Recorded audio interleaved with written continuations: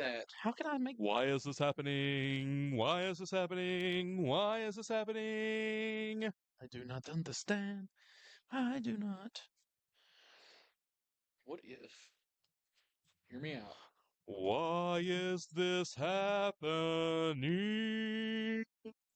That'll do.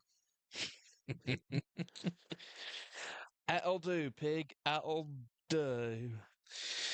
That'll do. Eep. Babe. Let me get situated. Babe. Okay. And action.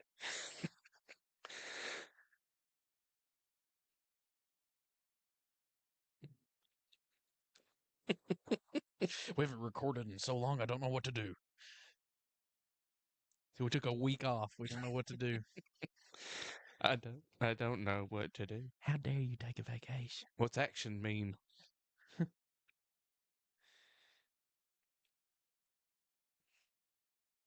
I get this. Yeah, man. 7-Up tropical. 0 sugars. Drop a cow. It's pretty good. He's the cat. It's pretty good. So we were talking about American evangelicalism and hypocrisy Oh yeah, pretty much. before just now. Briefly. Briefly. You said a thing, and then I thought of that and said that statement, Yes, you did. basically. Now, hypocrisy. Yeah, we were talking about the alleged shooter in Minnesota who shot the lawmakers. Jace. Jace. From the information, what little information I do have, because as you said, being uninformed, I try to be uninformed to a certain extent. But from what little information I have seen, it seems to be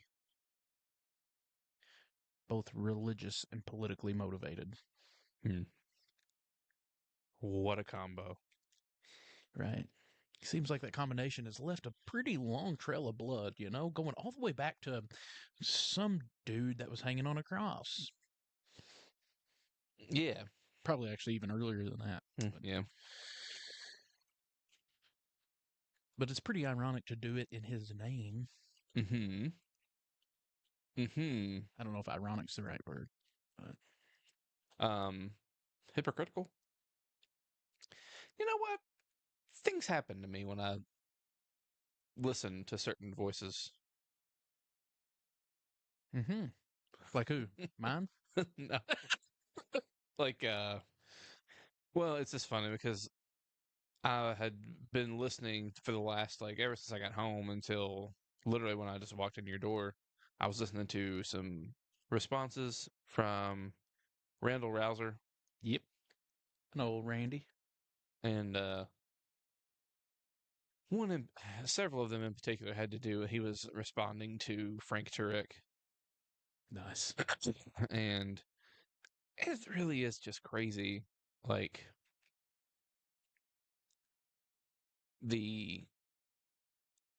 how we're just willing to ignore this thing over here and say something else over here and just pretend like those two things don't contradict each other. Right. Oh yeah. Trust me, I know. There was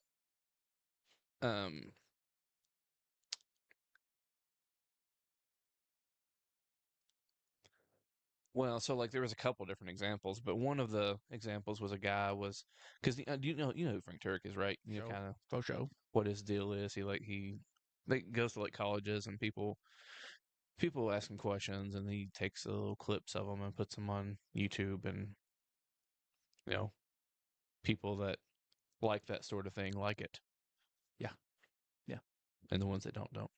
But he's like an apologist. But he had someone come up to him and they were asking him about is it moral for God to kill people or command that people be killed? And so basically Frank Turek's response was does God have the right to do what God wants to what God wants to do, I guess. Like, does God have the right to do that? Right. To which you kind of are sort of forced to say, well, I mean, you're not forced to. You could say no, but like, if you're someone who believes God exists, and you, depending on your view of God and God's authority and whatnot, like you could say, yeah, sure, Although I but would say if God is good, then no. exactly, yeah, If God is truly love, as written in First John chapter 4, yeah, then no. right. But then, like you, just like, and it's what it is, what it is. It's just it's apologetics. It's folks that are We already know where I stand on that field. well, it's like in that sort of. I mean, what it is like little miniature debates, is what it is. People are someone with an opposing view is getting up. It's their turn. They come up to the microphone. They ask their question. They have a little back and forth with them. It's like a little miniature debate. Right. So like, yeah, there's if your focus is on winning the argument, there's things you can say, but like you're ignoring the the legitimate question. Like there is the question is not without warrant. Right. Like because basically what he did, it turns out this guy was pro-choice, and so he turns it kind of back around on him and is like, well, it's okay for God to say who lives and dies. It's immoral for God to say who lives and dies, but it's not for you. So, he kind and that was kind of like the end of the clip or whatever. And it's like, I mean, that seems like a sort of like a gotcha as far as like an argument goes, but it's not addressing the actual question. The actual question is because someone like me, you can't use that argument with me because I'm pro-life. Yeah. You know, so like you can't use that.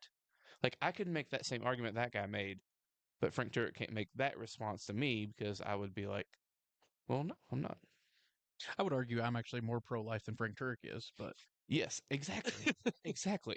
That's what I'm talking about. That's what I'm talking about with like the hypocrisy, the like the double standard. Like it's you can't say that you're pro-life over here and then say things that are quite obviously not pro-life on the other hand. right. If you're either pro-life or you're not, So that really does frustrate me.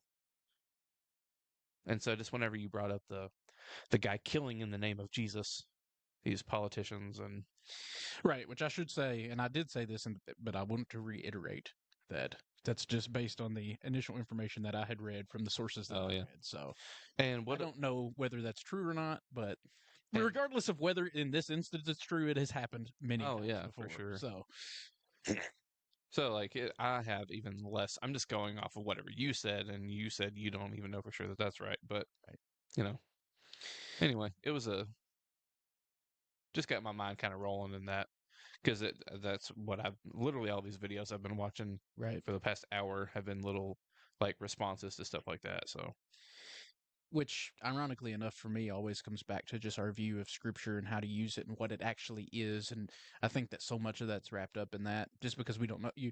Like, if you have a certain view of it and how it works and how to use it, how to wield it, right, then you kind of unnecessarily force yourself into contradictory beliefs. Whereas, like, sometimes it's okay to kill, but I'm also pro life.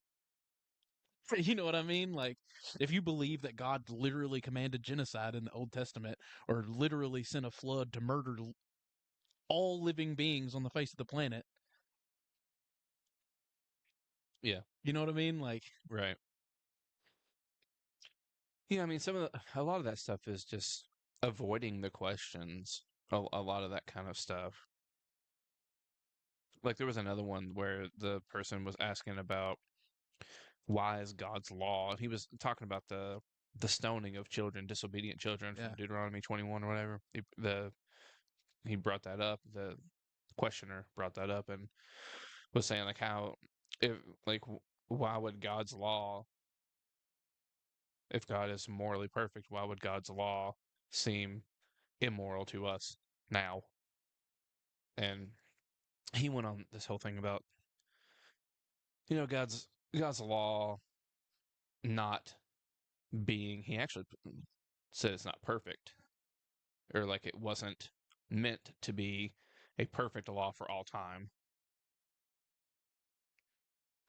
But that is not answering the real question. Right. The real question is, why would, and he was, he quoted all the scriptures about, like, how we're not, that's Old Testament, those old, Old Covenant, we're not under the Old Covenant, we're, Hebrews 8, or whatever says where Right. the Old Covenant's obsolete. Well, yeah, sure. But I mean, it's still laws given by God, and God's morally perfect, and this is not morally perfect. Right. So what do you do with that? And that, so a lot of that stuff is just like avoiding those. It seems to me, anyway. Yeah, it is. I mean, it's the same sort of like I've had a lot of questions around that about just in scripture in general in the Bible, right? We seem to uphold it to such a like a high standard and it's so important and we talk so much about it. And then there's that part of me that's just like, I mean, if this is God's way of making himself known to people, it, think about all the like the pain and suffering that's been caused by the misuse of it and the misinterpretation of it. And it's like, I don't know, man. It's a struggle. Like, just being honest and open about it. It's a struggle for me to be like, I mean, if that was really God's way of communicating who he is to us, it feels like it could be a little more clear, like, and I get like, there's something about saying like, oh no, that's the struggle in it is where like the real transformation changes. And like, yeah, that's good and all, but it's also been used to justify slavery and murder and war and genocide. And you know what I mean? Like, Yeah, and I don't have an answer for that. I'm just being open and honest about like, yeah, like that. It's something I've thought about. It's a struggle that I have with it. and really, it's that is applicable to just any sort of authority, right? Yeah, absolutely. Like anything that is holds power and authority can be corrupted, can be used for, with ill intent, can be misused. Right. So, like, the scriptures in that regard aren't really any different than anything else that has power and authority. You know, to me, I guess. Yeah. But that doesn't mean that it's supposed to be or has to be used that way, or should be. Right. Not It's not just to excuse the way that it has been, but to me, it's just a real tension between like how God chooses to make himself known and like the how to the degree it's been misused and misunderstood. And in a lot of ways, I think that the way it has been misused isn't always in an intentionally malicious way. It's right. just because of it's hard and people don't understand. And like from that perspective, it is like, well, if it's, I mean, seems like there was a little bit we could have made this a little more clear to where so many people didn't have to die. I mean, but Yeah. On the other hand, it's like I don't know what else he could have done. Like, if the New Testament claims about Jesus are true, we're talking about God Himself in flesh saying, "Hey, knock it off. This is what I've been trying to tell you guys from the beginning. This is the whole law. This is how you're supposed to live your life." Like, cool. And we killed him. So, you know what I mean? Like, I mean, yes, but also part of the reason why they killed him is because of the way they interpreted those previous scriptures. Like, well, yeah. I mean, but anyway, Yeah. I just mean, I don't know. I mean, shy of a divine dictation, right, which would seem like a violation to me. I don't know that, and not only not only does divine dictation just not make sense to me by reading the actual text, but like, it also doesn't really make sense to me in terms of like, I don't think God possesses you. Like, that's what the demonic does. It possesses. Right. right. I mean, and that's kind of the way that I would say, like, how I wrestle with that tension, and it causes other tensions. Let me just say that outright, but because I don't know how much I really believe that God acts in the world apart from partnering with human people Right. or partnering with creation, I would say. So I don't know that, to that point, divine dictation would be that escape route, I guess. But I don't think God. I'm not convinced that God works that way. The implications of that being though that like, so you're like that kind of eliminates the idea of some sort of miraculous healings or anything like that. If God doesn't act in the world like that, if He always is partnering with creation. Well, so I think that God is always partnering with creation, but I don't think that that means that God is limited to that and that alone. Um, but I don't know that.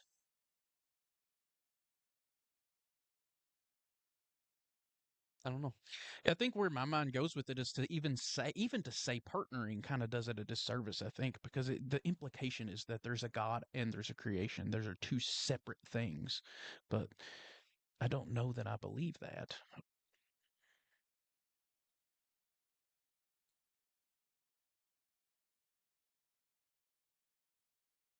So anyway, Yeah. Well, it.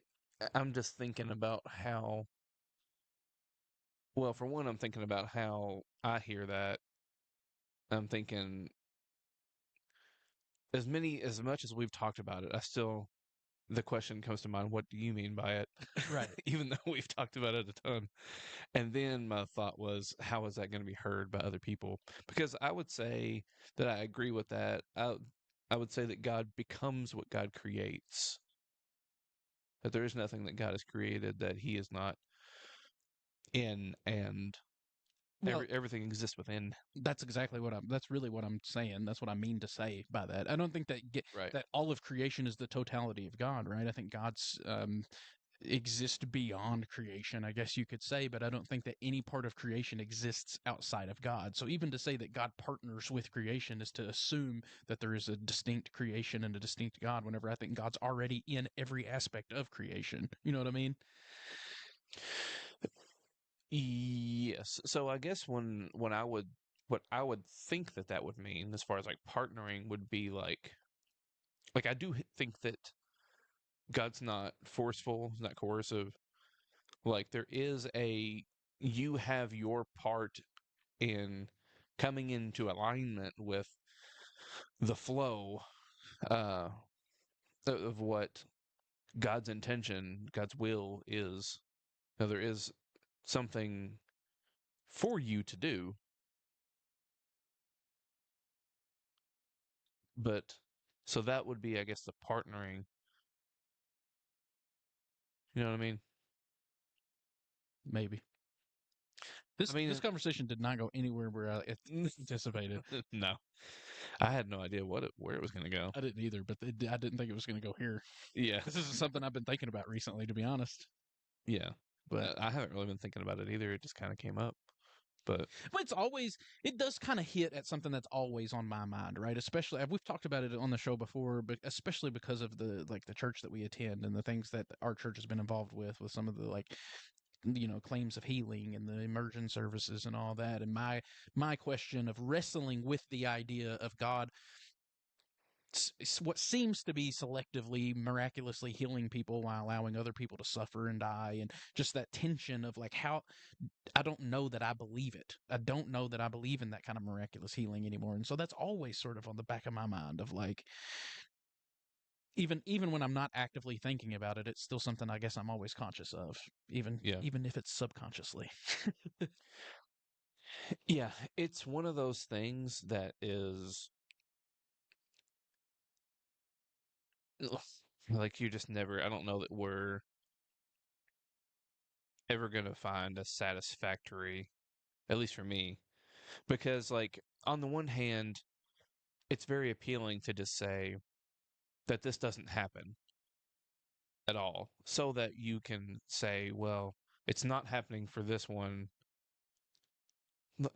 Exactly just what you laid out Yeah. there. Like that's a very appealing thing because it kind of gets you off the hook, I guess, of trying to understand why some people are healed and some people aren't. Right. Um, but at the other on the other hand, we have to say that God doesn't heal in that way. I would just say in that way, though, I think God is healing every time a doctor heals somebody. It's just the same way like we laid out when we talked about when we got back from Honduras, and you look around. It's easy to look around at like people that are suffering and be like, where in the hell is God in this? There are people suffering. Why isn't he doing something about it? And then you look around and you're like, oh, he is. He's here. He's in Sean playing with this kid. He's with Keith throwing a football to some kid that had never had a man throw a football with him before. Like, no, God is at work in creation. It's just you don't need some sort of supernatural, unseen, like mysterious, unexplainable thing for that to happen. Like God is always at work in healing, but it's you know what I'm trying to say? Like that Yeah. tension that I'm trying to say. Like you don't. I guess from my perspective, I don't. I don't need to believe in some sort of miraculous, unexplainable miracle to see God healing in creation. I see Him healing in every person that's healed, in the doctors that are doing, in the scientists that are doing the research and cancer research, in the people that are donating money to St. Jude's to fund that research. Like that is God at work in His healing process. You know what I mean? But wouldn't that be true regardless Of of whether there are miraculous healings or not?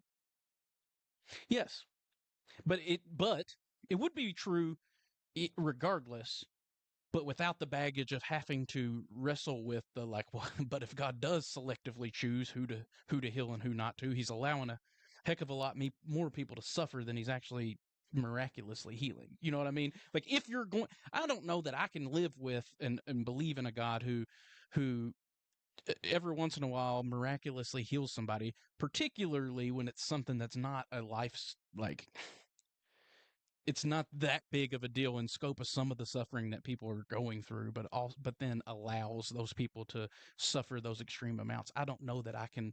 And we've talked about that before. That what it comes down to a lot is what can you and can't you live with, and like I don't know that the benefits of that view outweigh the negatives to me. Right. And it's easy for me to say because I'm healthy, my son is healthy, my wife is healthy. Like, you know what I mean? Yeah. It would probably be different if I needed a miracle. Right. Yeah. I guess I was just thinking that, like, either way, there are people that are healed and some that aren't. And God's either at work in it or He's not. Because even, I mean, I guess you could put all of it on us. If you're like, if we're saying that, like, this doctor heals this person and that's God at work in that person healing. Well, if the doctor doesn't heal that person, then that's also God at work not healing that person. Right. And You that's know? really what the tension that I was trying to get at with using the language of partnering with. Like, I don't know that for so long I've made a delineation between, I guess you would call it the sacred and the secular, right? Like, these are two separate things. There's God at work and then there's people at work. And I don't know that I can any longer make that delineation. Like, you know what I'm trying to say? Like, Yeah, I don't think that there's a like God's doing something over here. Well, I don't know. I mean, I do think that God is partnering with us in the things that happen, but I don't think that God is limited to that. right. And I understand that view. Like I said, just for me personally, it creates more problems than I think it helps me with currently. And maybe that'll change. But Yeah. Which, I mean, I guess that makes sense if you're viewing it from an open and relational. Although I don't actually know for sure. Maybe I just don't understand enough about it. Because the way that Tom Ward, the way I've heard him speak about God, he essentially does believe that God is a being yes, I think so. rather than. So is that what you think? No, I don't think I do. I move further and further away from that. It's actually funny that you brought that up because that was something that I thought would come up today just because it's something that I've been thinking about recently. And I've realized that so much of the language that we use, even people who have sort of deconstructed and reconstructed, or people who are more on the progressive side of Christianity, still sort of really, and to an extent, it's the best we can do is to speak of God with these like sort of humanistic anthropomorphic language, but like the more I read and study and pray and think, like the further and further away from that view of like a almost like an extraterrestrial being. You know what I mean? Like I know that that's not a one for one example, but that's almost how it is presented, right? Like God is this being who's not a human, but is like this extraterrestrial being, and like that's not like I view God more now as sort of like just the ground of existence. Like I don't know, that's even that language doesn't do it duty, but Right, yeah. it's the best I could do. I'm an idiot, so Right. The ground of being, the reality itself. right, yeah, Yeah. And yet there is but the thing is, you cannot, I guess you can, but I don't think we should allow that understanding to cause us to depersonalize God.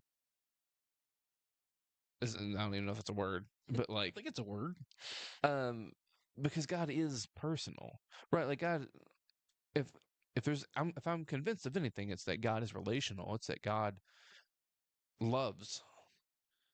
And so a lot of it comes back down to like we're talking about things that we just can't understand really. Like, Can't understand, and for sure don't have the language for. right.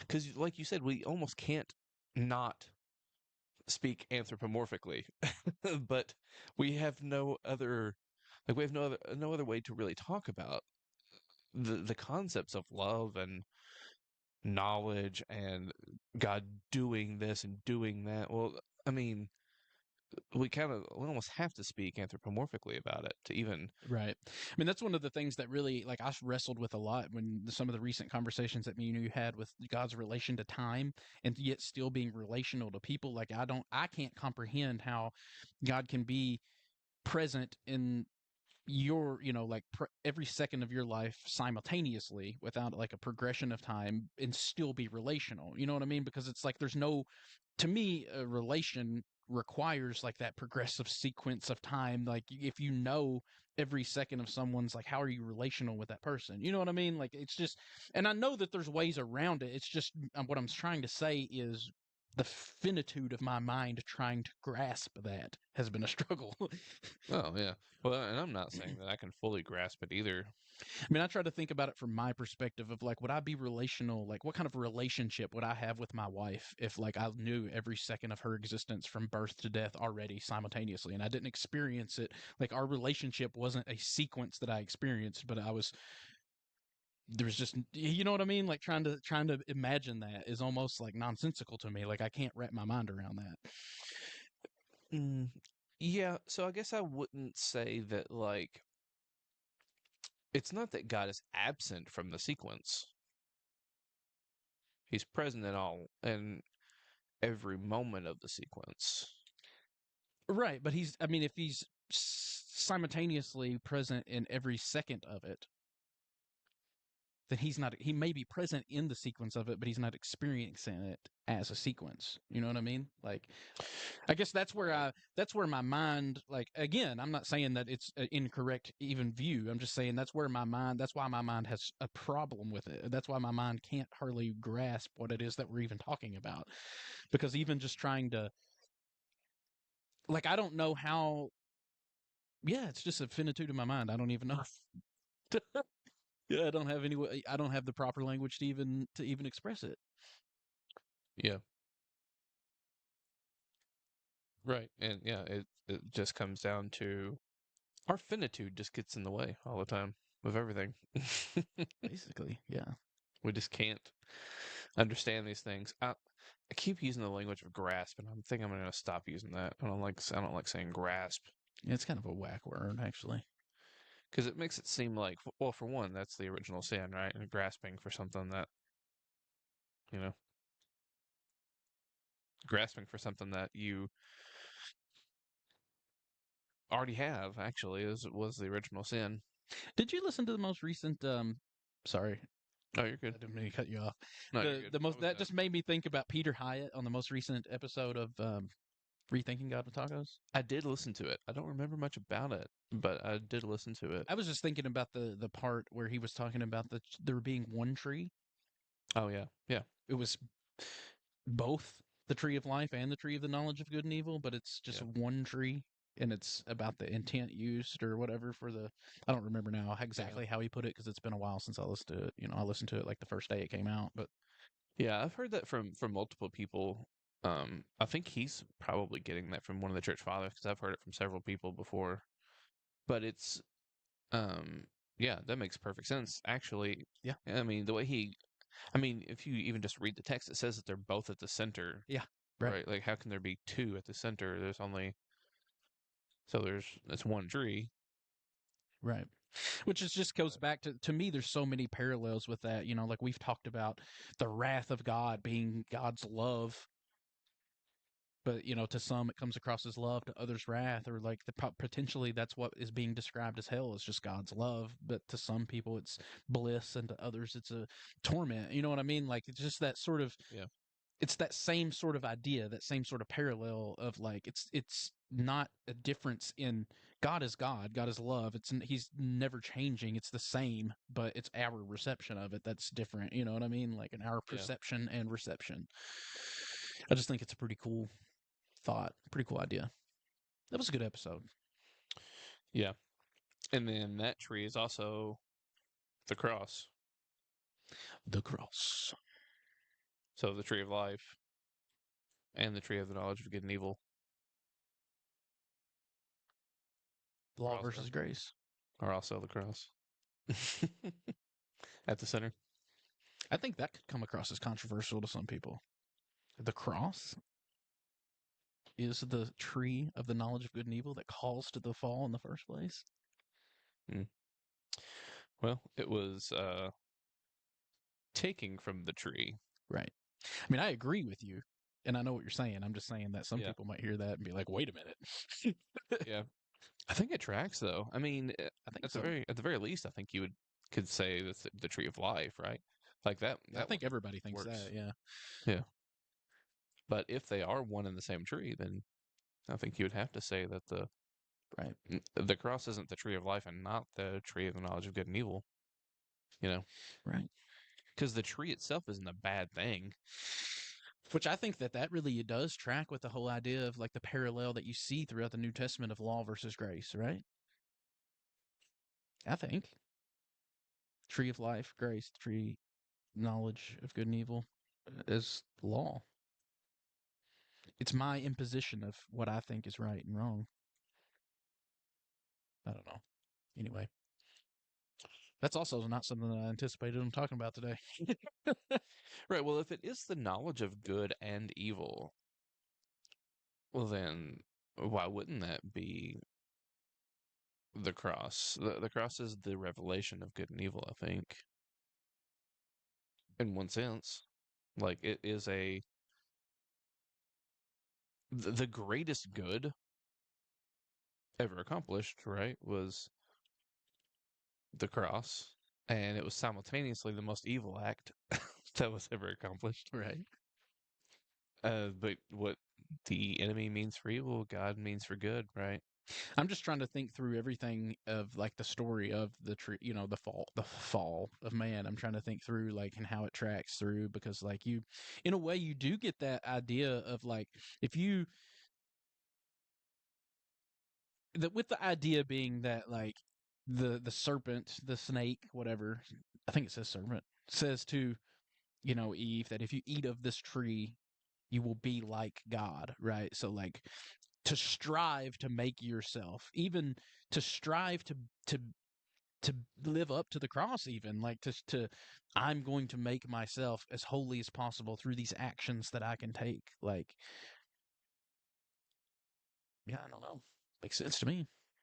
But the revelation of the good is self-sacrifice. It's the loving your neighbor all the way to your own death, loving your enemy all the way to your own death.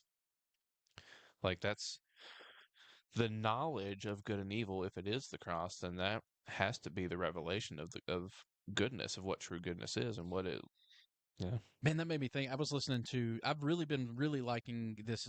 It's the podcast has been going on for a long time, but I've only just recently found it. But it's Rethinking Faith with Josh Patterson. Mm. I've really been liking the episodes that he's been putting out lately. But he did one recently with a guy named Jeremy Jernigan, I believe was his name. And I don't know this guy, but apparently the guy he does his own podcast called Cabernet and Prayer or something like that. But he sits down with different people and they drink a glass of wine or multiple glasses of wine and talk theology. And he was a I think he said he was a pastor of a couple different churches for a total of like 20 years or so, like, and then deconstructed, and he started doing that show, which is more of like a deconstruction show.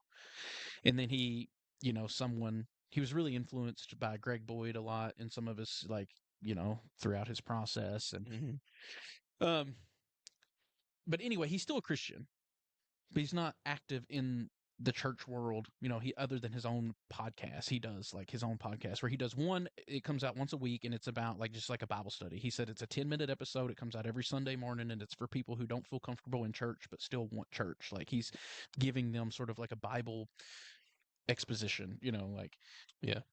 And then every other week, his other show comes out where they just sort of get into the nitty gritty of theology and talk about people's stories and stuff. But anyway, so Josh asked him, one of the questions he asked him was, why are you still a Christian?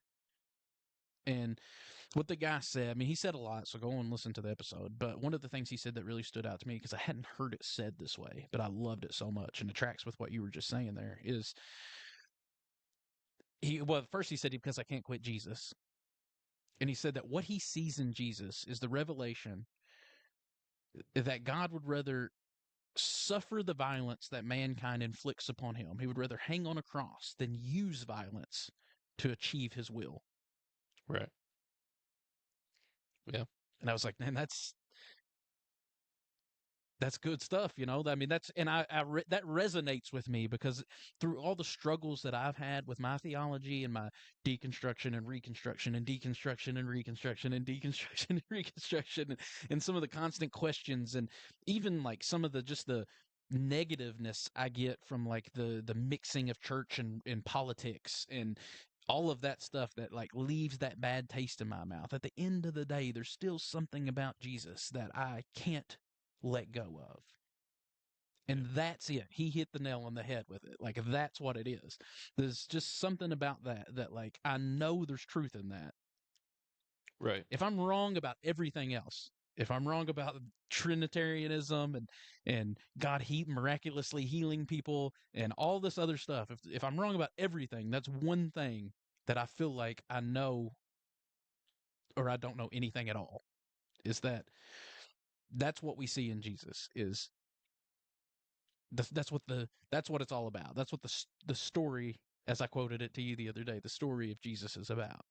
Is that God is love, and that there is no separation between God and man. And he's willing, as the song says, as we talked about a million times, my favorite church song, there's no shadow he won't light up. Like the most violent, horrific shadow that can be imagined.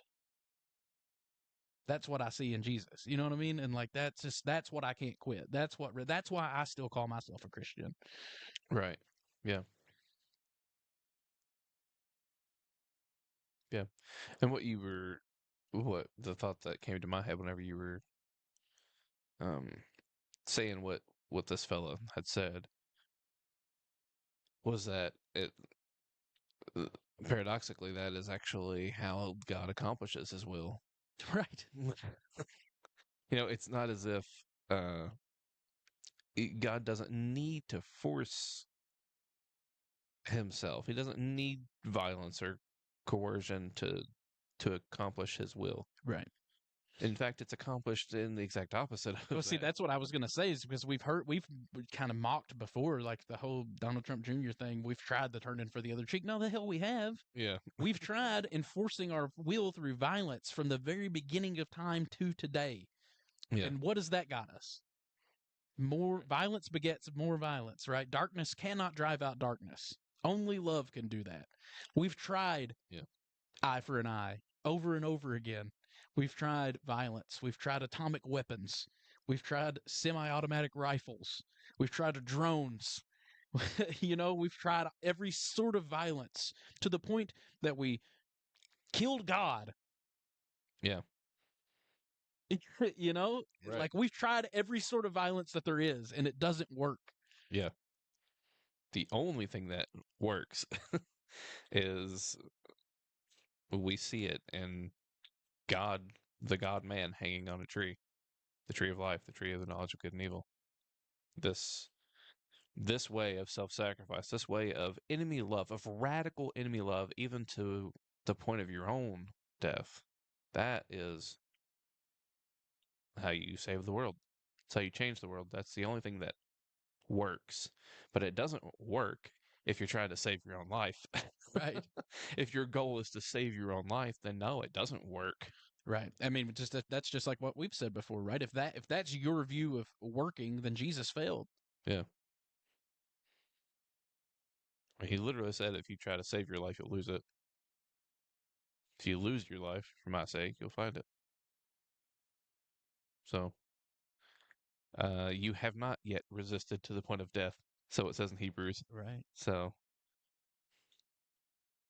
go on somewhere. And Donald J.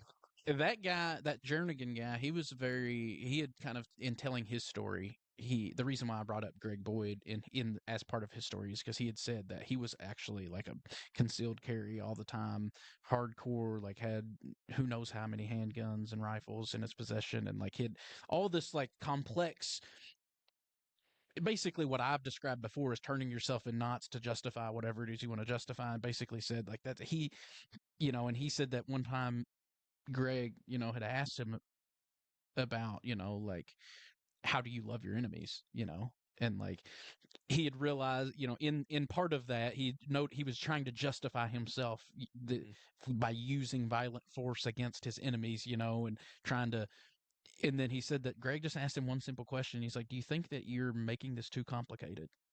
And in that moment, he said he realized of like, yeah, I think I am actually. Like I'm trying. I mean, he realized that he was doing what I said, turning himself in knots just to justify whatever he wanted to justify. When the truth is literally right there. Jesus said to love your enemies and to turn the other cheek. Like that's what it says, Yeah. And it's like so that he's become like a sort of a radical nonviolent, in that tradition. So I mean, that's sounds exactly like my own experience. Like, I mean, at the time, I wasn't really twisting myself in knots. I just didn't care, really. well, yeah, At that time, at that time, I didn't really care what the Bible or what Jesus said or whatever. I didn't really believe any of it at the moment. right, But yeah, I had a similar revelation where I kind of was just struck by the the simplicity of it. Like Jesus either said what he said and lived what he lived, or he didn't. And what he said was love your enemies, man. right, And what he did was live that out to his own death and called us to pick up our crosses and follow him in that. So, I mean, yeah, I mean, you can try and twist yourself in knots and explain that away, but like you were just saying, like with him, like that, it's way simpler than that, and yet way harder. yeah. It's simple in a way, Yeah, but also way more complicated in a way, and way more difficult. yeah. But that was a major turning point for me. Like I still didn't even know what if I believed anything at that point, but I was struck by that fact, and I knew at that point that if I ever did believe again, it was going to cause major problems for me with my, because I was carrying weapons on me all the time back then,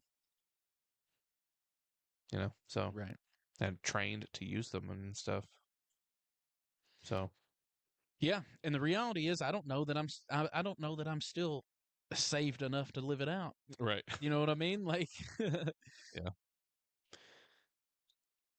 that's the complication of it. That's where it's more difficult. It's like in theory I understand, but in practice, I don't know that I'm there yet.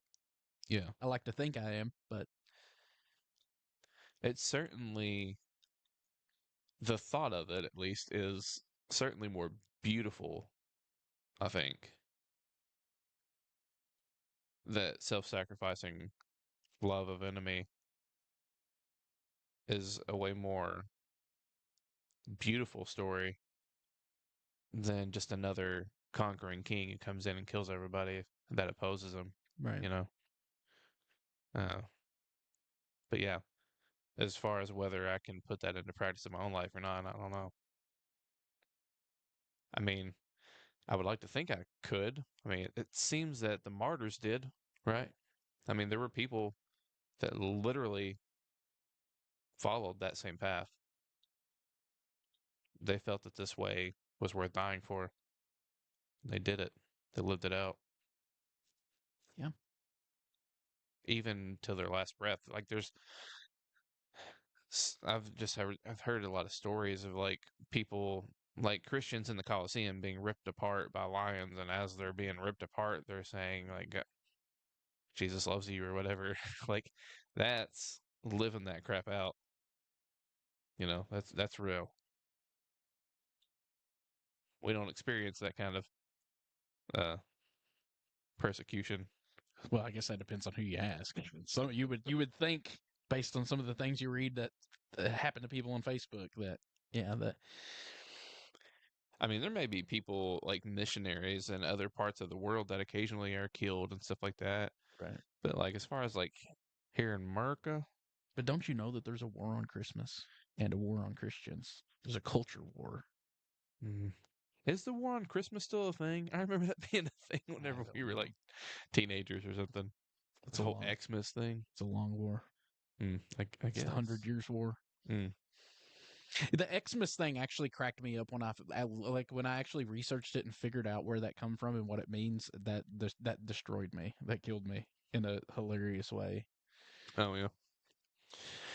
Is it meant to just be more inclusive, like from a No, religious aspect of it? it's based upon and I don't remember. It's been so long since I looked this up. So if the details of it are a little bit off, don't crucify me. But it's just comes from the Greek word that's used for Christian. Like it's just an abbreviation. Oh. It's just that it means Christian. It comes from Christians. The Christians are the ones who started saying Xmas as an abbreviation. Oh. Well, there you go. They're not Xing out Christ. See, that's how I always heard it. Right, That of was the course. narrative I heard anyway. Well, because we were fed this narrative of like, well, Christians are always going to be persecuted. It says so in Revelation, and we know that Revelation's going to happen. So there's going to be this tribulation, and we're all going to be persecuted. And before you know it, we're not going to be able to read the Bible, and people are going to come and cut your head off if you own a Bible, and blah blah blah blah blah. And meanwhile, we're proclaiming this. Well, we live in a country where the Christians hold all the power. Yeah. I mean, that could happen at some point in the future, I guess, but that's not the case right now. Right. And if the Christian nationalists have their way, it won't ever be that, you know? So it is interesting. I wonder how someone who is a Christian nationalist could also be a premillennial rapturist, like that, have that rapturist theology with specifically with like a premillennial. I wonder how that would work with someone that is also a Christian nationalist. I'm gonna just assume that if they're a Christian nationalist, they don't know what any of those other words mean. Maybe.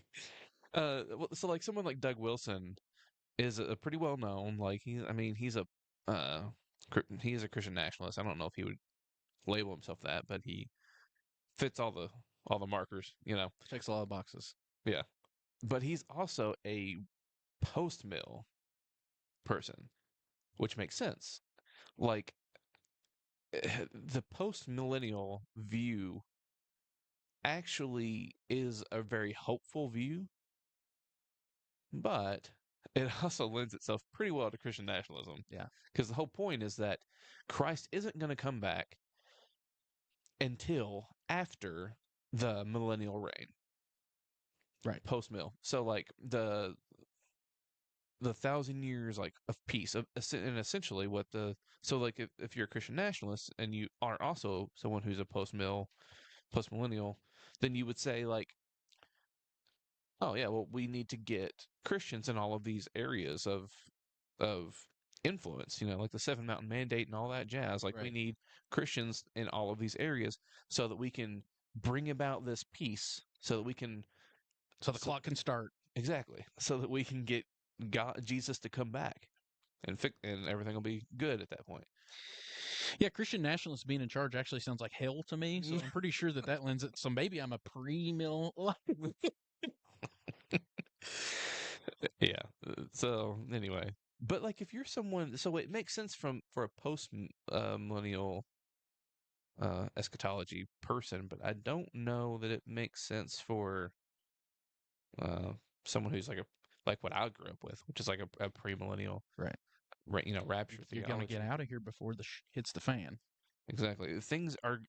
That's how you know that Jesus is coming. Is 'cause things are really bad. Right. So like, if why would you?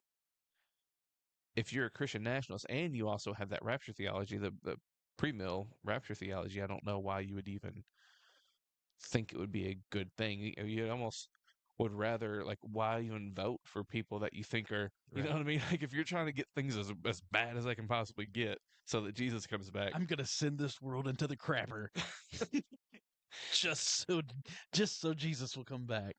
You would think they would be looking for the most non-Christ like candidate for president and vote for them every time.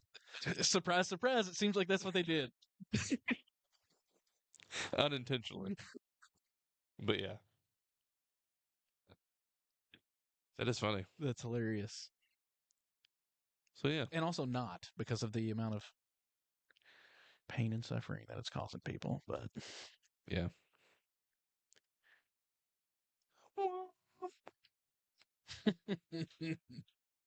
Yeah, I wonder maybe if anyone is listening that isn't, one of the 10 people that listen regularly and you happen to be a Christian nationalist and someone who also believes in premillennial rapture, explain. and after you come on and explain, we can have a fist fight. I guess. I'm kidding. I'm a pacifist. Come on. What happened to all that enemy love stuff? I guess you could do it from because you don't have to fight someone in anger. I mean, that was always the way I justified my love for mixed martial arts. It's like they're not fighting each other because they hate each other. It's a sport. They're competitors. It's no different than American football. We line up across from each other and we hit each other, and it's not out of spite. It's because we're athletes. And to be honest, I still like MMA. I don't watch it very Right. regularly because I don't have time and it's just too much to keep up with. But Yeah. I mean, I still like to watch it. And I guess there is a way to do it. Uh, I do feel like though, hmm, I don't know, maybe someone other than me could could not do it that way. I don't know, like the where it's solely about competition and right, it's not about like, I mean, there a lot of the fighters actually do dislike each other. right. You know what I mean? I mean, I just know, like, I have a little bit of experience with it because I did step in the ring with somebody, and like, neither me or the guy that I went in there against, like, had any sort of bad. I didn't even know the guy, like, and afterwards, he seemed like a real nice guy. We're good, got along just fine. It was not a, it was literally just a competition for the both of us. Right. Yeah. So yeah, I don't know. That took a random turn. Whoever would have thought we were going to talk about MMA? I know. Well, like back when I trained and stuff, like I had a hard time uh like I had to channel some anger Yeah, to even be able to do it. to even be able to be competitive I think in a in way some I can way. like I almost think that like that's one of the benefits I think of like jujitsu is like you can prevent someone from harming other people, including yourself, without causing death to that other. I mean, you can kill somebody with your bare hands, but it doesn't have. Like if you protect yourself with a handgun against somebody that's trying to assault you or someone else, there's a good chance that you're taking their life. You catch them in a rear naked choke and choke them till they pass out. Minimal damage is done. You know what I mean? Lives are Yeah. saved. If you try to grapple with someone who has a gun, you can do it. Yeah, It can be done. Statistically, you're probably more likely to just get shot and die. probably. You're right. But yeah, it I can agree. be done. There's right and wrong ways to do it. But I do think that that's kind of the argue. That is sort of I think, a possibly a legitimate argument for being well trained in a martial art such as jujitsu, which is specifically jujitsu is not strike based. I mean, it's so. I think that if you're a very dangerous jujitsu person, acknowledging that most people who commit these violent crimes with handguns are morons that don't know how to use them,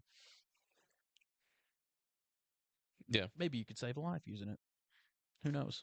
yeah. There's just so many factors. It would depend on how close you were, how confident and skilled you are versus them. Yeah, there's just a lot of things that I mean, I'm factor not going to into it. try it, but Damien Maya maybe. Maybe it would depend. Yeah, it would. There's so many. Like I said, there's just so many things to consider. Your distance and all of that. Like who's around you. Like, are you in a crowded place? Are you by yourself? So there's a lot of things that go into it. Would Jesus condone you shooting someone in the kneecaps? I don't know. Probably. I want to say no. I don't know if Jesus would condone any use of a gun, but again, I still own guns, and would I never use one? I don't know. I don't know. I don't think that Jesus would want me to, but that doesn't mean that I wouldn't. Amen. I concur. Yeah. I mean, I've still got all of my guns that I had, you know, which just in case the government's listening, I They're all legally obtained. only have one. I don't have any, so you have to come for me. I don't have very many actually, in comparison to some folks. I got enough Yeah, we got for what? to turn them into plowshares. Yeah, that's what we're supposed to be doing with them, right? There's a time coming, so says the scriptures. Yeah, I mean, that's my hope that we can cultivate a world where that's possible. Well, there's no more need for war and teaching war. Yeah. Turn your swords into plowshares and all that jazz. I'm not even sure what a plowshare is. I'm going to be honest. It's a gardening I'm tool. assuming it's some sort of gardening tool. Yeah, but Yeah. In other words, cultivating life rather right. than death. Yeah. Man, we need that, don't we? Uh, Question: Yep. what was Trump's military parade about? I don't even. I heard that there was a thing. It was his birthday, I think. Feel like it wasn't. It was. That's all it was. It was just for his birthday. I have no idea. I don't follow that moron. I don't know. There was some sort of. I don't know if there was like some sort of like celebration of the military or something going on, I'm pretty sure it was his birthday, or maybe it was the army's birthday, or both. or both. It's something had to do with a birthday. I'm sure of that. But other than that, I have not been paying a bit of attention. Don't care. That's what my first thought was when I asked you this morning about what we were going to talk about, and then you said the whole no kings thing, and I was like, yeah, I mean, I guess we can talk about it, but I don't even know what it's about. Like, I haven't been following it. Yeah, I don't really know either. Other than I know that people were protesting. I do know it was Trump's birthday, but I thought that there was something to do with the military also. So I know I've said this in previous episodes, but I have to kind of take a step back and just, I can get eat up with it, man. Get eat up with it, like with anger and despair and helplessness, and it's a real big the way that that Christianity is tied into the political system currently in the United States of America. It almost makes me disgusted to call myself a Christian, really, if I'm just being frank about it, and that's not probably not healthy for my faith. So right. Uh, do you ever? Probably not, because you of what you literally just said. But do you ever listen to Charlie Kirk on anything? Ever see his like clips? I mean, on accident, occasionally I've seen a couple of clips here and there on accident, but Yeah. and I've never gone out just looking for them. So did you see the T&E uh, episode where they talked about they responded to clips from it was him and that Kevin, I think it's Kevin Carnahan is his name. He's been on the show several times. I have not. I haven't seen that. They were they showed some clips of Charlie Kirk doing a debate at Cambridge and made, did some responses to that. I didn't know if you ever listened to anything Charlie Kirk says or not. Oh, that was interesting. I would rather listen to whales fart into a microphone. Well, some of the stuff he says you may as well, Exactly. but yeah. My time is I only have a finite time on this earth, and I'm not going to waste a second of it. Listen to a syllable that comes out of that man's mouth intentionally. Yeah. Well, see, I think that on the one hand, I think because he's such a popular figure, I kind of think it's important to know what he's saying, to know what's being put out there, even though I don't agree with with most of what he says. Some of it, I think it's very interesting. It's kind of the same sort of deal as like with Frank Turek and stuff. It's like it's people. It's a lot of these people are just people who know how to talk and speak confidently, Yeah, and people believe it because they say it with authority and confidence. I've literally said this in the professional setting a million times, but like literally nobody knows what they're doing. If you just act like you know what you're talking about, people just believe you. Yeah, Just sound like you know what you're talking about. People are like, "Oh, that guy knows what he knows." Sure, yeah, I'm in. yeah. But then, like, you actually, if you actually look into some of the stuff, you're like, oh, that's full of crap. But yeah. Anyway, I do think it's important to listen to folks like that, though. Probably also. Yeah. Uh, I mean, I made certain assumptions about the no kings thing just simply based upon like things that I have seen, what little bit I have seen, but I don't know. I don't know enough to speak on it authoritatively. I didn't. I was vacationing with my family, so yeah, I couldn't be bothered with political stuff. I was yeah. sampling moonshine. Oh boy. Yeah. What day was it? Was it Saturday? Mm, I don't remember. If it was Saturday, I was super busy that day. So Yeah. I know that they ended up doing. There was a protest in Owensboro actually, and the majority of all these protests were peaceful. But right, anyway, uh, I think that from what I do know about it, I think I agree with the sentiment though. No king, but Jesus.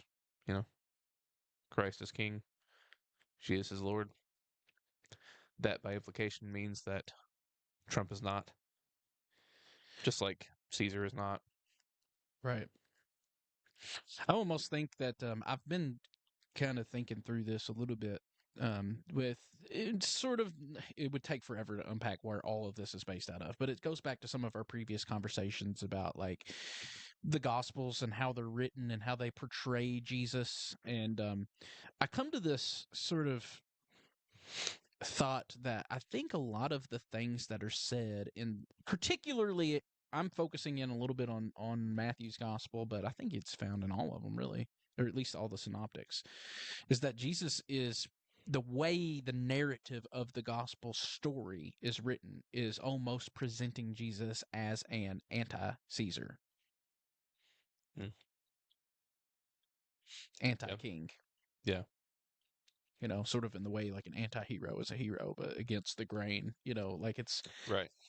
especially like just looking into like particularly some of the exact things we've talked about before, like the virgin birth or like the but you can believe that all those things are literal historical if you want to. Like I'm not poo-pooing on that today. I'm not doing that. But Today. today. but but even if it's not, even if it's just a part of the story is to present Jesus, because that's what they used to say about the Caesars, right? Like they were deified. Yeah. They were referred to as the son of God, and like there were others that were presented as like born of a virgin and rose from the dead and ascended into heaven. Like all the same language that's used in the Gospels was said about some of the Caesars of Rome, right? And so from that perspective, it's like even if they are literally true, just the way it's written is written in a style that is like presenting Jesus as the anti-Caesar. He's the true king, not these poser kings like the Caesars are. You know what I mean? Like, Right. Yeah.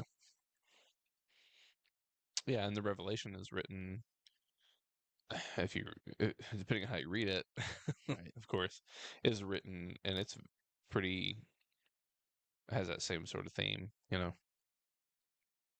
because Jesus is clearly the king in Revelation, the King of Kings, the the one with the power and authority, and yet he's only ever pictured as a lamb slain, right. a slaughtered lamb.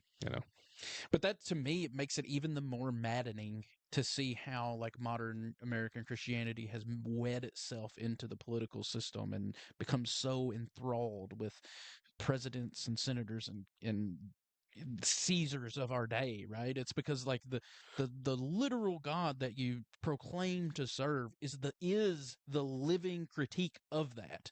Right. And that's exactly what you're doing. Like it's Yeah.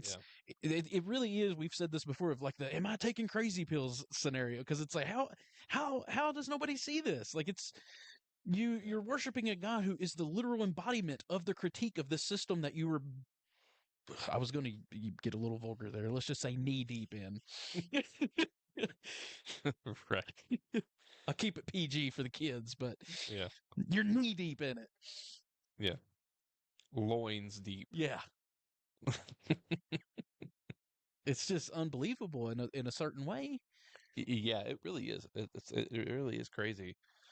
It really will make you feel like you're taking crazy pills because it's just that.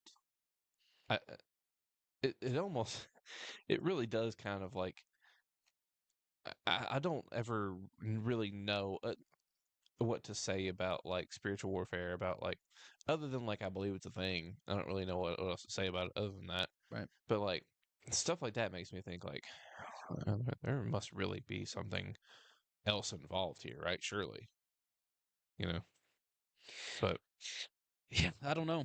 I don't know really. I don't know what to say about it. I mean, the one thing I do know is it makes my understanding, at least the way that I apply the book of Revelation and some of those scriptures, it makes it a little more real to me, because I had always traditionally been told like all this stuff is about stuff that's already happened and all this stuff over here is stuff that will happen. But now I see that it's stuff that has happened and will happen simultaneously, because it's a cycle. It's forever applicable to every society that's ever lived, and it's still to this day.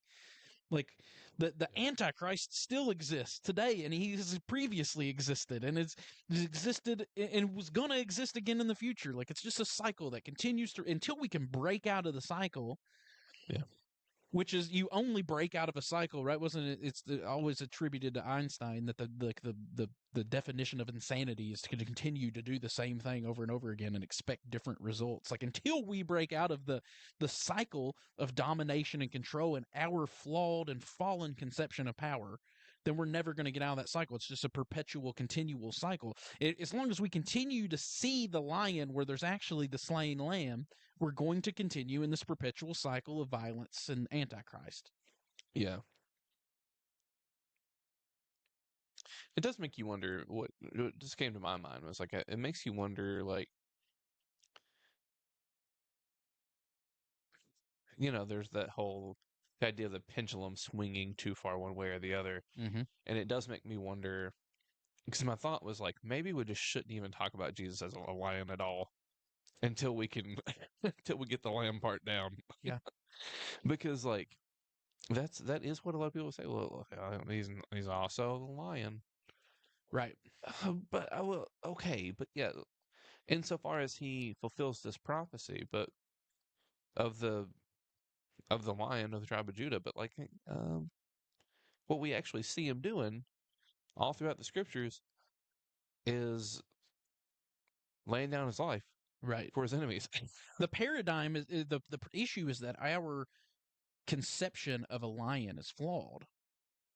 He is a lion, but as a lamb, Right. which I know is a contradiction, Yeah. but that's because our understanding of what it means to be a lion, right? An alpha male. Right. Like that's what's flawed. It's not you're not the alpha male isn't the one that dominates and controls and abuses and others, right? Like that's not what we see in Jesus. What he exposes is that our understanding of what it means to be the lion is wrong. Right. It's not that he's not a lion, it's that we don't even know what it means to be a lion. We would know if we would look to him, but we keep trying to impose our flawed understanding of what a lion is on him, Yeah. and that doesn't work. Right. And until that's fixed, we're gonna continue to say ridiculous things and pretend that Jesus is on our side because he's also the lion. Right. I mean, what you're saying there is exactly what I've tried to get across before about like my tension of whether I even wanted to call myself a Christian or not. It's like it's trying to think through the like, is this even helpful to use this language anymore? Even though, I follow Jesus and I'm not ashamed of Christ, because people always say, well, if you're ashamed of Christ, he's going to be ashamed of you on judgment. I'm not at all am I ashamed of Christ. But like I'm trying to think through like and again, I said it right after the election. With for me particularly, it's tied to Christian nationalism and the rise of the far right. With Trump, but like 80 some odd% of evangelicals supported him, and like it have put us in this situation and scenario. So I see that as someone who thinks that's the antichrist position, and think, is it even helpful for me to uphold this institution anymore? You know what I mean, or to be associated in any way? Like that's that tension of like what you were saying about using the language even of lion at all. Like, Yeah. is it even helpful to use the language of I'm a Christian and this Christianese language and the language of participating in church and all these things? Is that even beneficial at this point? That's the tension that I wrestle with in that. Right. It has nothing to do with being ashamed of Christ, like not in the least. I don't, but in a lot of ways, I don't think that what we call Christianity today worships Christ. I think it's ashamed of the actual Christ. Right. That's exactly what I was thinking. I think that those within the Christian nationalist group, those who would take that sort of view of the lion and just trying to impose that view of the lion onto Jesus, the Mark Driscoll like MMA fighter Jesus, jacked and bloodied and out for blood or whatever, like that they're the ones who are ashamed of Jesus Yeah, because in their minds it's shameful. It's well, Jesus isn't a beta or whatever, like right, they think that it's soft. Why don't you tell that to him as he's being beaten right. and nailed to a tree? Like, tell him that was too easy or soft or, you know, I mean, that is really the an ultimate paradigm shift, man, of like this whole idea of like the beta alpha thing of like there's no more alpha thing to do than to give your life to others yeah, out of love and service and care to others. You give your entire life away. That's the most alpha thing there is. right, That's not has nothing to do with fist fighting right, or murdering people and doing like violent acts. It has nothing to do with that. It's right, being man enough to give your life away for others. yeah, That's the ultimate sign of alpha male. right. in my opinion, at least.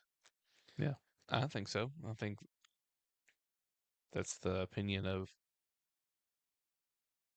Jesus, the authors of the Gospels, at least. Seems that way. That's my interpretation of it. Yeah.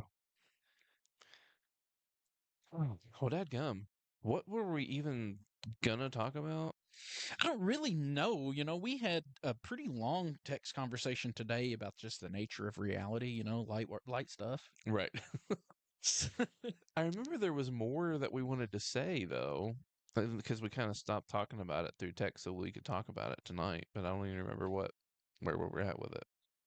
So, I don't either. and we've been going for I don't Yeah. know an hour and looks like an hour and 15 I maybe. think the one thing that I said that at least we don't have to delve into the topic, but if we would just wanted to sort of like dip the toes in and maybe tease it a little bit, what we talked about, what got me rolling on it was after we'd stopped recording the last time you were here, we were upstairs and we were still talking a little bit about the whole Jordan Daniel Wood undoing of the past traumas, Hmm. whatever. And you had mentioned something about like the way that you framed, I don't remember the way you framed it, but the way I conceived what you were saying is like, because we all sort of live our own realities, is it possible to alter the reality for you?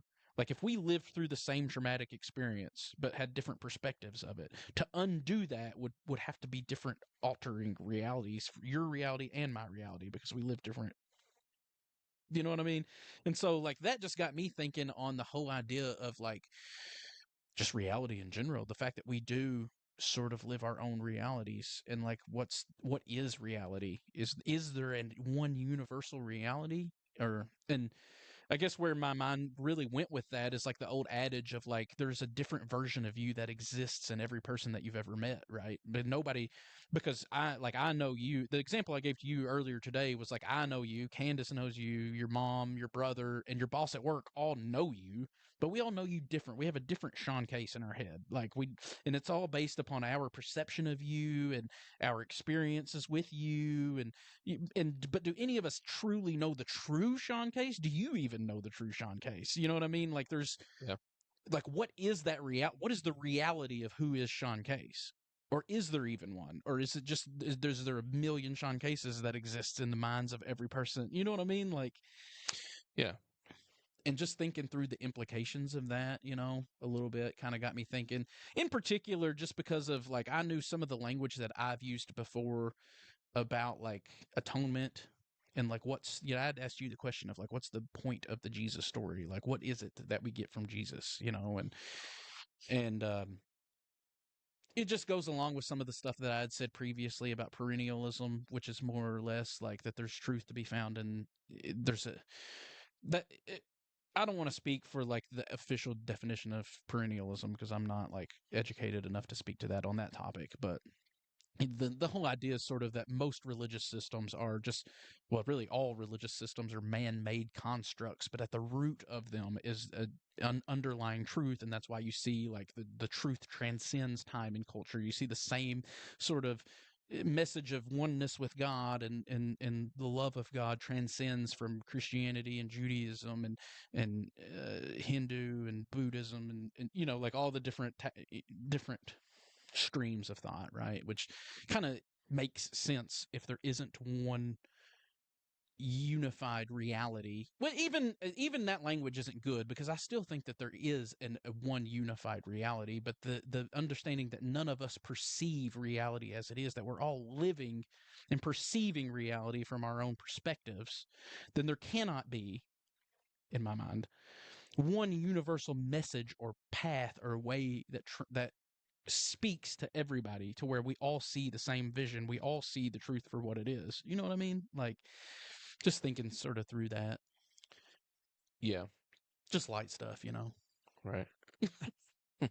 So I had there's kind of several things I could say there, but the number one thing that I wanted to say was that whenever I said that in that conversation, I was just kind of spitballing ideas. I don't even know if I I know. You know, That's actually but happened to me several times. I've realized, like, me and you'll just be having random conversations, and like a lot of times the stuff that you want to get through my thick skull don't get through, and then the things that you just kind of say as like throwaway statements are the stuff that I'm like, you know what, he's got a really good point in there. so the other thing that I thought about though was that I do think that what I've sometimes called the deeper reality, the deeper truth, the reality that is more real than whatever our perceptions of it is. That the I think the goal is for us to come to know that reality, the truth of that reality. Like I think that's what heaven and hell are about. Actually, is Right. is coming to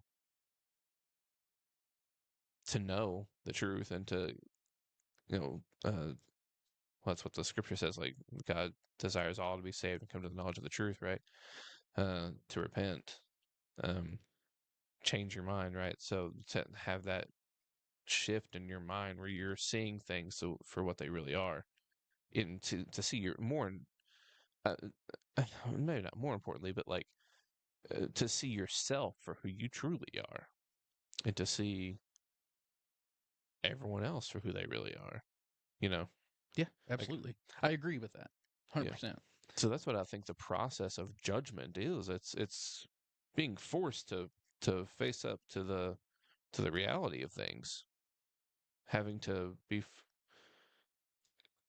come face to face with the ways in which you have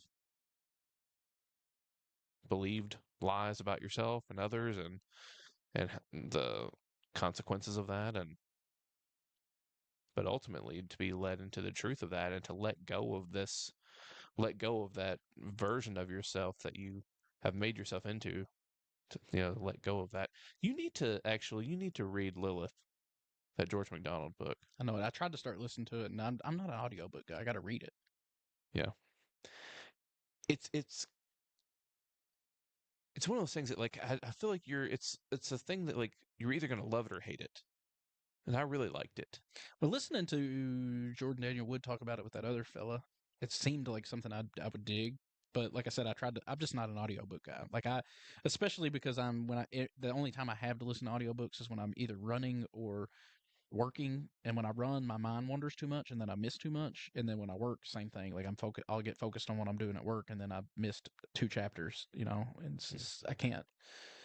Yeah, there's a lot of really good stuff. There's a lot of stuff that was super good in that book. A lot of stuff that really resonated with me.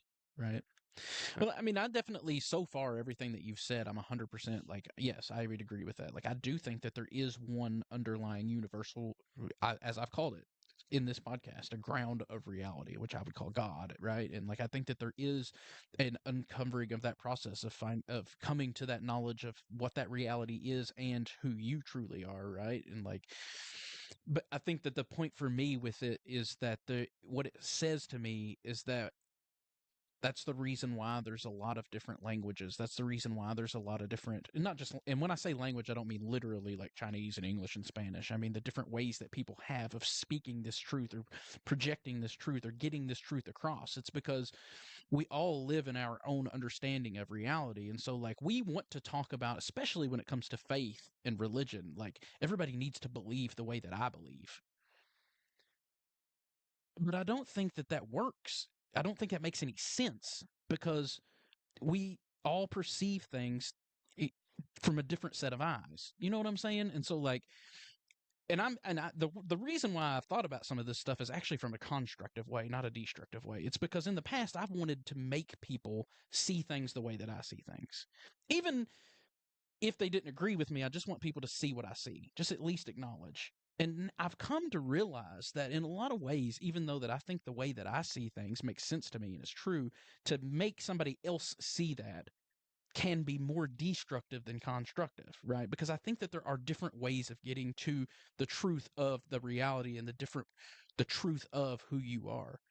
Like the easy example that I gave to you, some of the stuff that we've talked about with the humanity and divinity of Christ, right? It's like there's been some things that I've said to you, and I mean, you outright said it. I don't know if like you would still use that strong of a language, but you straight up said like I have to hold on to this, or like I don't know if I believe anything if that fall. You know what I mean? Like this has to be true.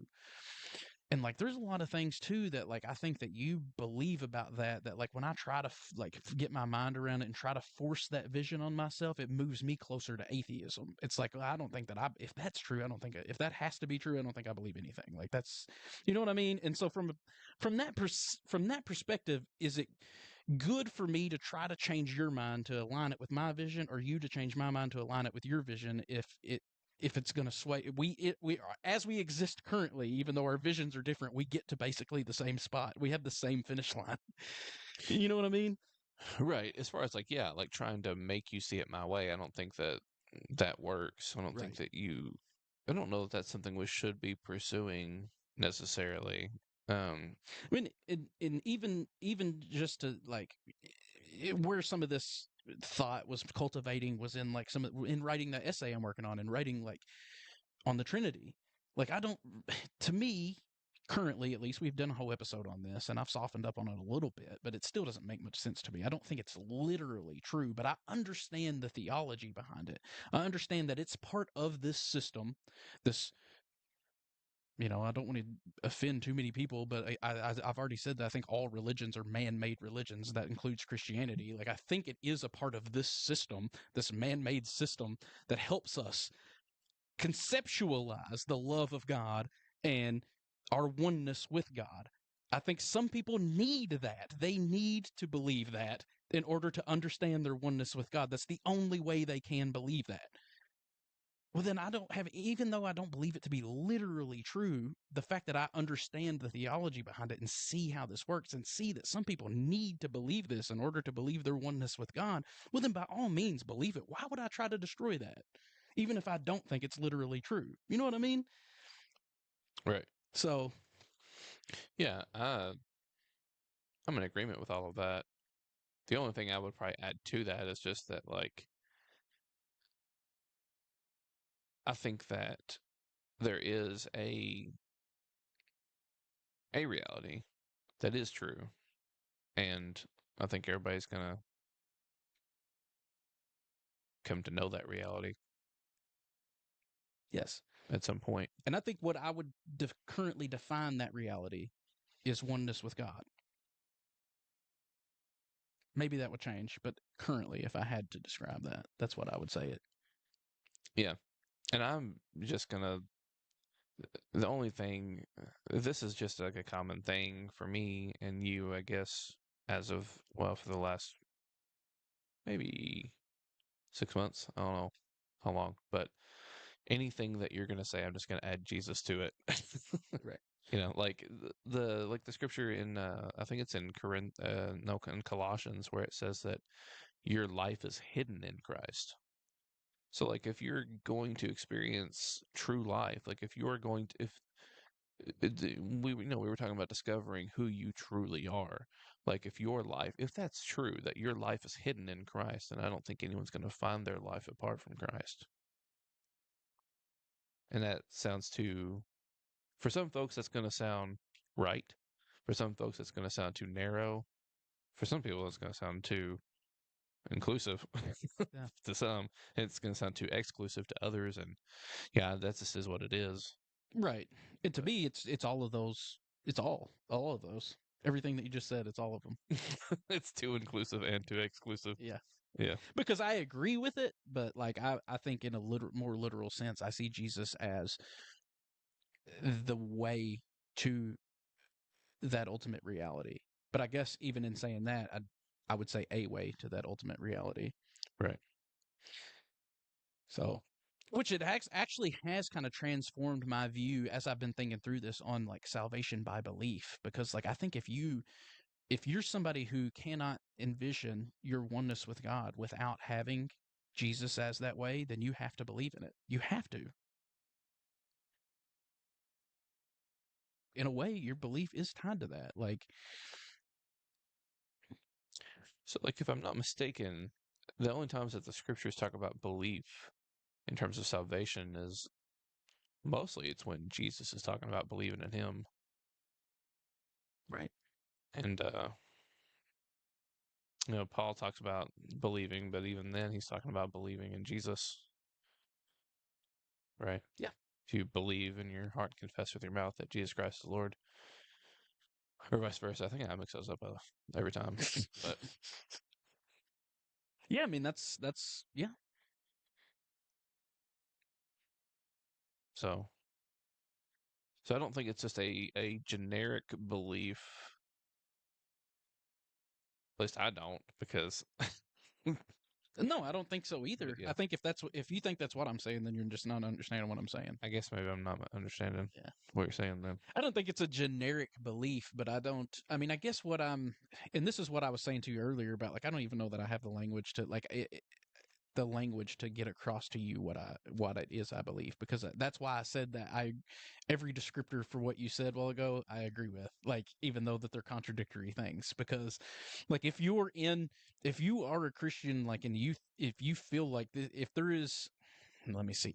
It really does go back to the whole idea of a universal one way, one truth. Like, I don't think that I don't think that exists. I still think that what we're trying to do is impose our way on other people. Even if there's slight tweaks in the theology of it that we can accept, we're still saying, no, this is the way. You have to believe this. And it's like, nah, I think if you're someone who needs to believe that, then yes, you need to believe that. If there's not one way and there's not one truth, then how is there not more than one reality then?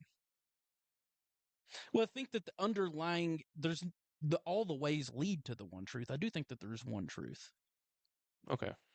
which is God, or like I said, call it logo, union with God. Our like that's what I think, and that's the way that I've described that.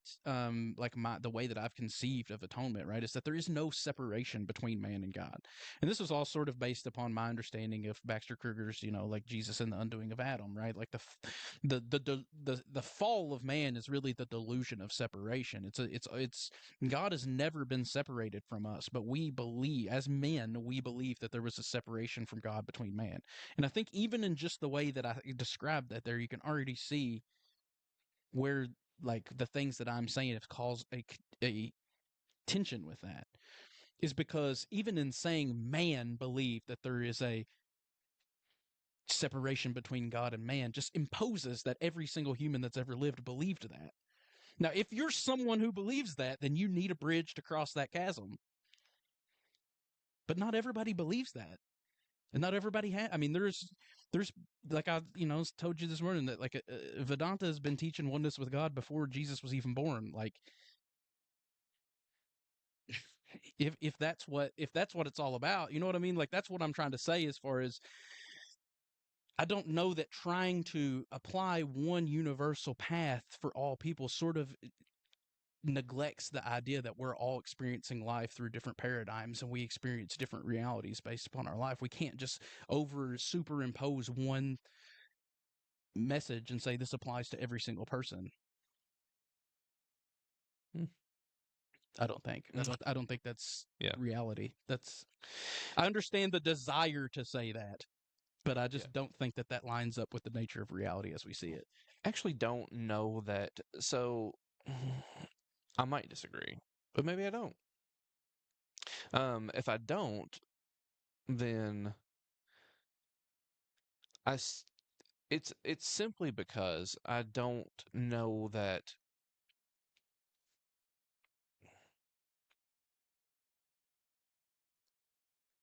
it's not that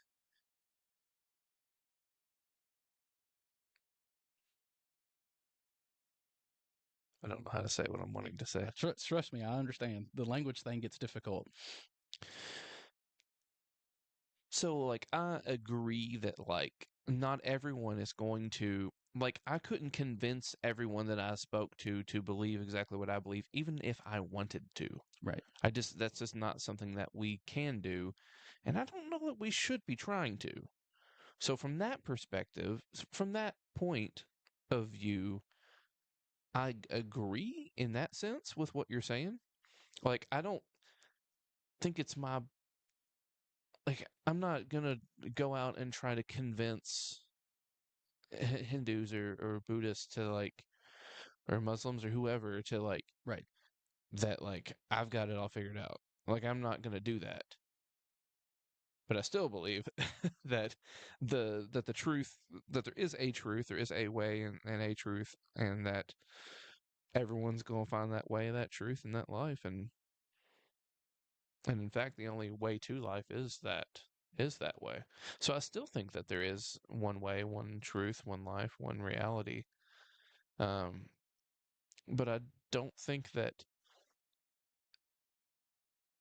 we're necessarily negating anyone's current perspective, or like I don't feel a need to like try to negate someone else's views here and now, like right now. You know what I mean? Maybe. So it's I mean, I think I do know what you're saying. I just don't know. I don't know if I believe you. you don't know if you believe me. You don't know if you believe me, or you don't know if you believe what I. No, I just don't know that I believe. Like, I think it. I think I definitely do. Like, I know you're not just lying to me, obviously. like, Not but intentionally. I also do think that there is just because maybe it's just because of some of the language that you've used in the past. Like, I think that you truly do believe. Well, it's not my place to convince you that Jesus is God, but you're gonna figure that out on your own one day. It's like this kind of like subtle, like Wink, wink. sort of this subtle, like I'm not gonna convince you that my way's the right way, but it is, and you're gonna find that out one day. You know what I mean? Like, I mean, I'm a Christian now. I am what I am. right. You know, I'm not gonna. And that's what I'm talking about is like, I think that what Jesus is that, is that way, not that ultimate reality. He's the path, not the end point. You know what I mean? Like, to me, the end point is the ultimate reality, which is God, which all these different paths lead to. That's why some people appear what we would call more Christ-like who've never served Jesus, because they get to that place of oneness with God and have never done so through Christianity. Because Christ is in them. Okay. Yeah, but like, so I understand that Yeah. perspective. I don't think I can believe it and Right. and believe what I believe the scriptures say.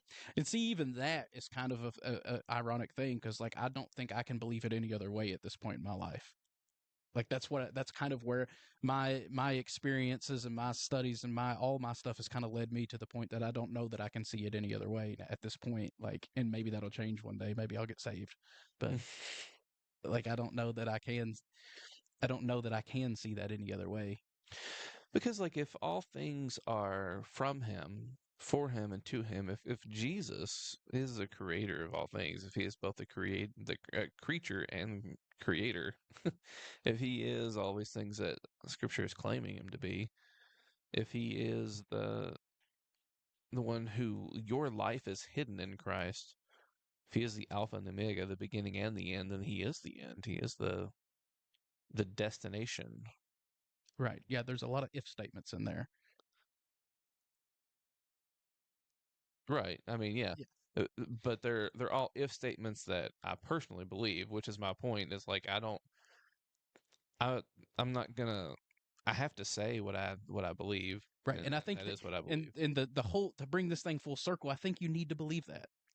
Like, I don't want you to believe any differently. That's the Right. point. Like, I think you need to believe that. I don't want to convince you of anything else. Like, the whole reason that we're having this conversation is just to explain it, but not to convince you. Like, not that Right. I think I could convince you, but I don't want to. I think you need to believe what you believe. You're in a fantastic place. We get to the same spot. I don't want you to believe what I believe. I want you to believe what you believe and believe it wholeheartedly.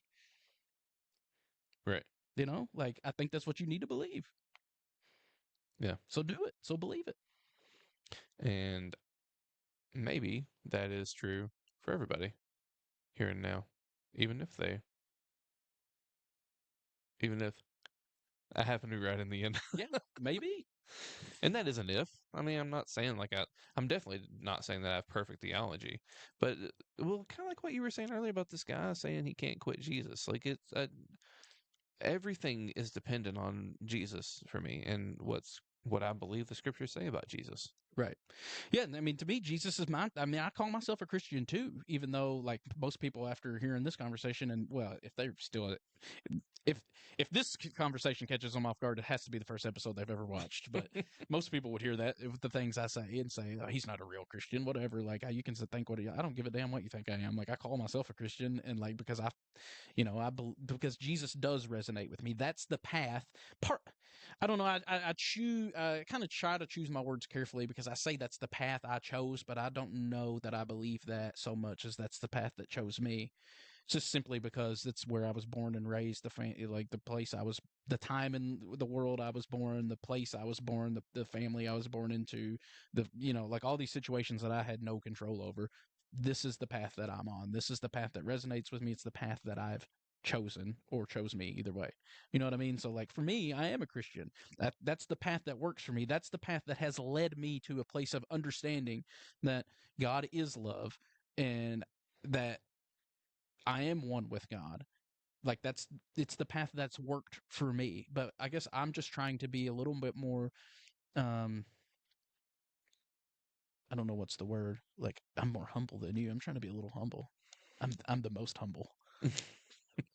But I am just trying to respect the understanding of like people are getting I think that people get to that same reality. The whole point of what I think the message that Jesus communicates to me, I think people of every religion get there in their own way. They don't need my language and my way of phrasing it to get there. Maybe not every religion. Well, and that's I would agree with that too. Some religions are just bullshit, but whatever. Yeah. Some of the Looking at you, Scientology. but yeah, like some of the more enduring ones, the older ones, like the more Right. uh, popular, relevant ones. Like, yeah, there's some And that's overlap for sure. And that's why I asked you when I asked you that question of like, what is the Jesus story saying to us? Like, what is the message? Like, if somebody they've never heard of Jesus before and they read Matthew, Mark, Luke, and John, what is it that these stories are communicating to these people that they should, after they finish the end of John, what is it that they should get from the story? And for me, my answer to that is what I would think that most people should get from that is that God is love and that there is no separation between you and God. And maybe that's an oversimplification, but to me, that's the message. That's the theme of the story. And I think that same theme runs through various different ways. You can arrive at that truth in so many different ways. But the way for me is Jesus. The way for you is Jesus. Yeah. I mean, I would say that the Gospels are saying more than that, but they're not saying that. Right. But I do think that they are saying more than that. But yeah. Fair enough.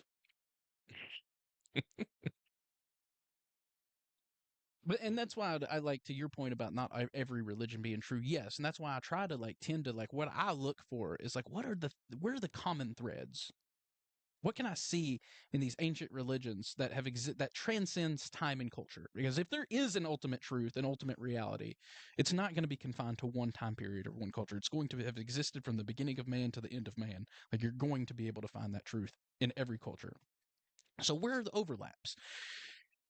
And it doesn't ignore the real differences because there are real difference in every religion because I think every religion is man-made. It's just man's best attempt at understanding God and man's best attempt. You know what I mean? So like I think it's all religions are man-made to an extent. But it's where you see those overlaps is where I think that the truth endures, you know? So yeah, there's a lot of stuff in all the religions that I think are bull. And I said all. Like Right. that includes Christianity. Yeah.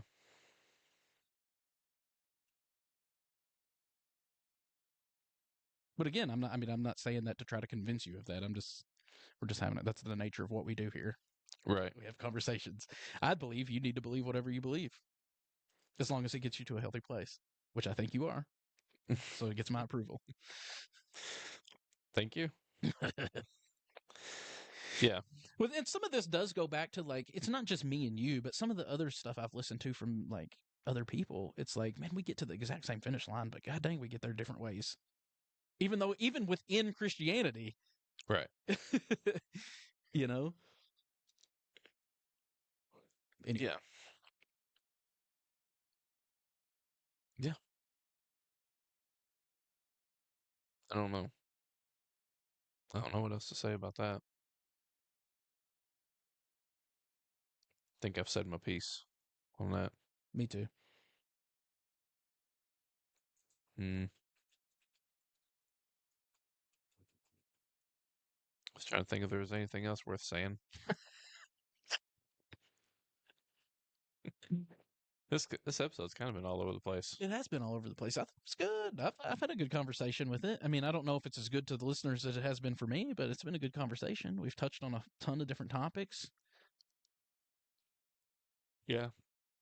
Basically, guys just love each other, huh? That's what it comes down to. Everybody love everybody, in the words of Jackie Moon. Everybody love everybody. Exactly. Oh, I'm actually really tired. Yeah, I see that. I'm hungry, man. I tried to fast today. Not really fast. I kind of cheated fast, but my goal was to not eat any solid food until lunchtime, and I did succeed at that. I had a protein shake like halfway through the morning at like 9:30 this morning, but like I think I'm gonna try to implement that because what I've realized is that I eat a lot all the time. So if I'm gonna eat a lot all the time, I should just eat fewer times. Right. We'll see if it checks out and if it works, but that's the plan. That's the thinking. Because like if I understand the idea of like, well, if you eat 6 small meals a day, yeah, you'll stay full throughout the day and you won't eat as much, and that doesn't work for me because I'll eat 5 small meals a day and then eat 2,000 calories for supper. Right. So it doesn't work. Yeah. So if I just starve myself for half the day and then I eat my 2,000 calories for supper, yeah, I'm still in a calorie deficit. As long as you don't eat 3 to 4,000 calories for supper because you're so hungry. And that's why I said we'll see if it works because that's yet to be seen. Yeah. Well, I this is my first day back from the vacation, back to the normal.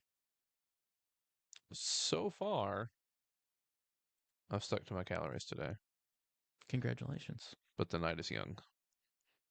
I mean, it's almost bedtime, 6:40. Yeah, it is almost bedtime. But Well, you feel good about this one? I feel good about it. I had a really good conversation. I hope everybody else enjoyed the conversation. You know what would help is if they would let us know whether they enjoyed the conversation or hated the conversation. So, Yeah. Are we scumbags? I mean, if you hate everything I say and hate my face, you can tell me, and that's okay. I can take it. I'm too sensitive. Don't tell me. Don't tell it to Sean, but you can say it to me. Which is fine. I mean, I don't. I've come to a place in my walk where I don't expect much of anybody to like what I say or agree with what I say, but I also don't care. I'm on my own path, man. Like, it is what it is. I'm on the spiritual path. I'm spiritual, not religious. It sounds like something that some drunk gal would say. I'm not drunk and I'm not a gal, but I'm on a spiritual path. Aren't we all, though, I guess, yeah. to a certain extent? I've heard it said that matter is just spirit slowed down to visibility. So, in that sense, even just existing is a spiritual matter. Hmm. By the way, um, there is a video that I have yet to watch, but I will. I'm probably going to send it to you. It's David Bentley Hart. It's a little short video where he's talking about perennialism Yep. versus syncretism. Yep. You seen it? Nope. Oh, I've seen it out there. Like I know it exists. I think I actually have saved it to a playlist to like watch at a later time and just haven't got around to it. But hmm.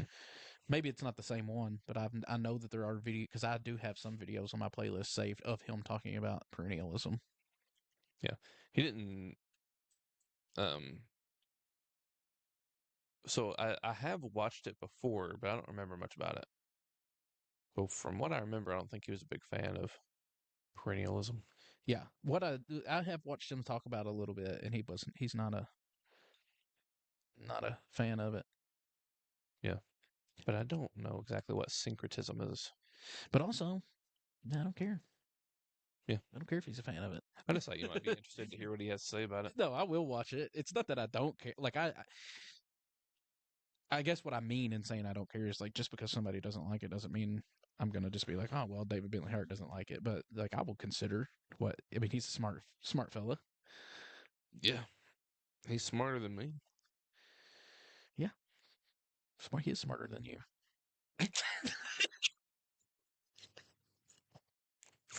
On that note.